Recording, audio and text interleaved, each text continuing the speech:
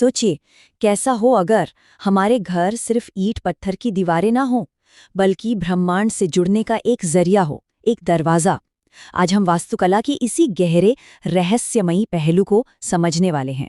अच्छा, ये तो हम सब ने कभी ना कभी महसूस किया ही होगा, है ना, कि किसी जगह पे जाते ही एक अजीब सा सुकून मिलता है। एक शांति सी छा जाती है, जैसे वो जगह हमें बुला रही हो। और वहीं किसी दूसरी जगह पर कदम रखते ही मन बेचैन हो उठता है। पता है, ये सिर्फ कोई मन का वहम नहीं है।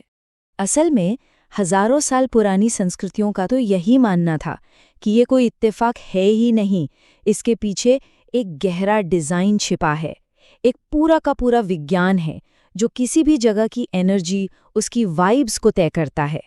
तो चलिए आज इसी सफर पर निकलते हैं, किसी भी जगह की आत्मा को समझने की कोशिश करते हैं। और ये विज्ञान कोई और नहीं बल्कि हमारा अपना वास्तुशास्त्र है। देखिए, वास्तुशास्त्र सिर्फ ये नहीं है कि कौन सी चीज किस दिशा में रखनी है। नहीं, ये उससे कहीं ज्यादा गहरा है।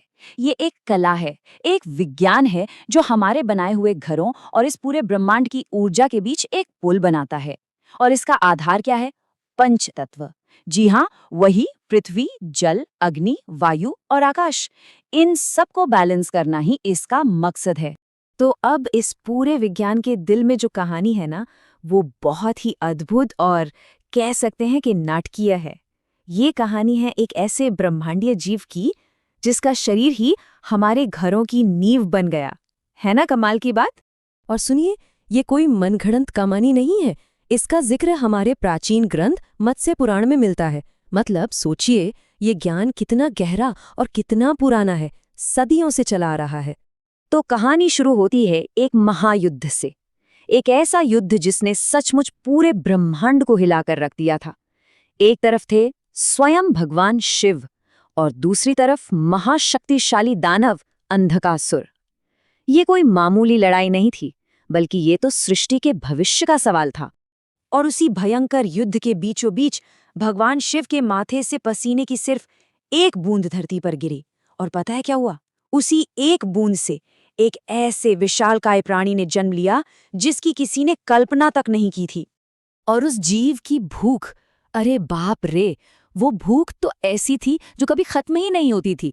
वो जो सामने आता उसे निगल जाता, और देखते ही देखते वो इतना इतना विशाल हो गया कि उसकी परछाई ने ही पूरी दुनिया पर एक परमानेंट ग्रहण लगा दिया।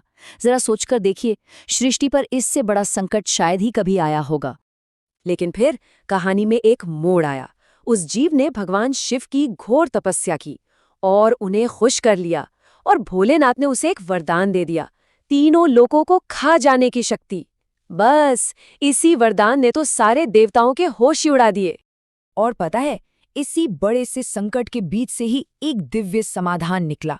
एक ऐसा ब्लूप्रिंट, एक ऐसा खाका जिसने हमेशा के लिए केओस को ऑर्डर में, मतलब अव्यवस्था को व्यवस्था में बदल दिया। तो अब सृष्टि को बचाने की जिम्मेदारी आ गई देवताओं पर।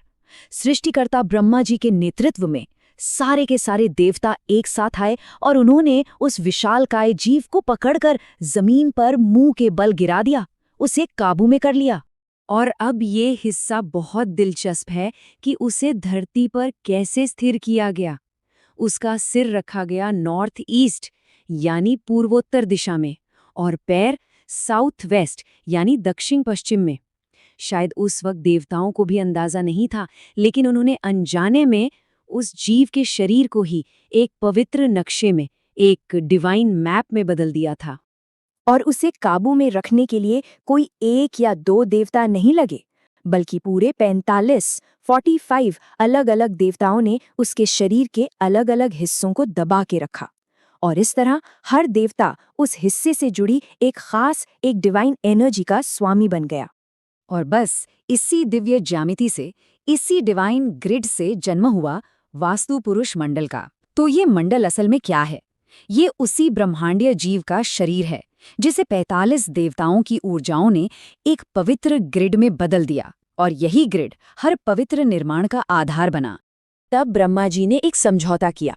उन्होंने उस जीव को एक नया नाम दिया और एक नया मकसद भी। उसे कहा गया वास्तु पुरुष। ब्रह्मा जी ने वरदान दिया, आज से तुम हर घर, हर इमारत की अमर आत्मा बनोगे, और जो कोई भी कुछ भी बनाने से पहले तुम्हारी पूजा करेगा, तुम्हारा सम्मान करेगा, तुम उसकी और उसके घर की रक्षा करोगे। और इस तरह जो कभी सृष्टि के लिए सबसे बड़ा खतरा था, वही अब उसका सबसे बड़ा रक्षक बन गया। तो चलिए अब इस अद्भुत कहानी को जरा प्रैक्टिकल बनाते हैं, इसे जमीन पर उतारते हैं और देखते हैं कि इसका हमारे घरों के डिजाइन से सीधा सीधा क्या कनेक्शन है। तो इस डिवाइन मैप का हमारे घरों में क्या मतलब हुआ? बहुत सीधा और गहरा मतलब है। देखिए, वास्तु पुरुष का सिर जहां चेतना है वो है नॉर्थ ईस्ट दिशा। इसीलिए ये जगह पूजा पाठ ध्यान के लिए सबसे अच्छी मानी जाती है, सबसे पवित्र।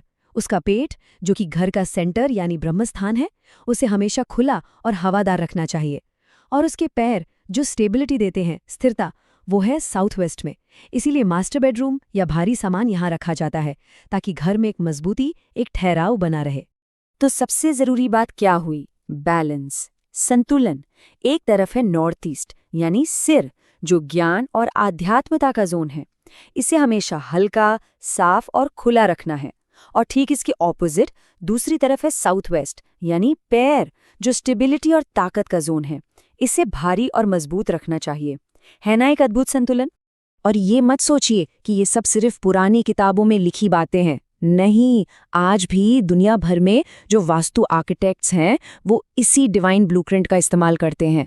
वो ऐसे घर डिजाइन करते हैं जो इस ब्रह्मांडीय पुरुष के शरीर के साथ एक तालमेल में हो, ताकि वहां रहने वालों को सिर्फ एक छत ना मिले, बल्कि एक पॉजिटिव और एनर्जेटिक माहौल मिले।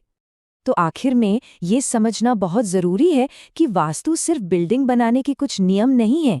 ये तो जीवन जीने का एक पूरा का पूरा दर्शन है।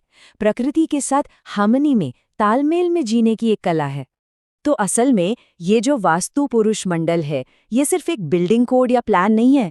ये एक वर्ल्ड व्यू है, दुनिया को देखने का एक नजरिया है। यह हमें बस इतना याद दिलाता है कि हम इस ब्रह्मांड से अलग थलग नहीं हैं, बल्कि हम इसी का एक हिस्सा हैं। और हमारे घर, वो भी इस बड़ी सी कॉस्मिक व्यवस्था का एक छोटा सा जीता जागता मॉडल है। और इसका असली मकसद, अल्टीमेट गोल क्या है? वो है पंचभूतों को, यानी पृथ्वी, जल, अग्नि, वायु और आकाश, इन पांचों तत्वों को हमारे रहने की जगह में बैलेंस करना। क्योंकि ऐसा माना जाता है कि जब ये तत्व बैलेंस में होते हैं तो जिंदगी में हेल्थ, वेल्थ और शांति अपने आप आ जाती है। तो अगली बार जब अपने घर में कदम रखें ना, तो एक पल के लिए रुकिएगा और महसूस करने की कोशिश कीजिएगा, क्या हो अगर ये सिर्फ दीवारें ना हो, बल्कि एक जीती जागती ऊर्जा हो। एक ऐसा पवित्र स्थान जिसे खास तौर पर हमें इस ब्रह्मांड से जोड़ने के लिए ही डिजाइन किया गया हो। अगर आपको वीडियो पसंद आया हो तो लाइक, शेयर और सब्सक्राइब जरूर करें।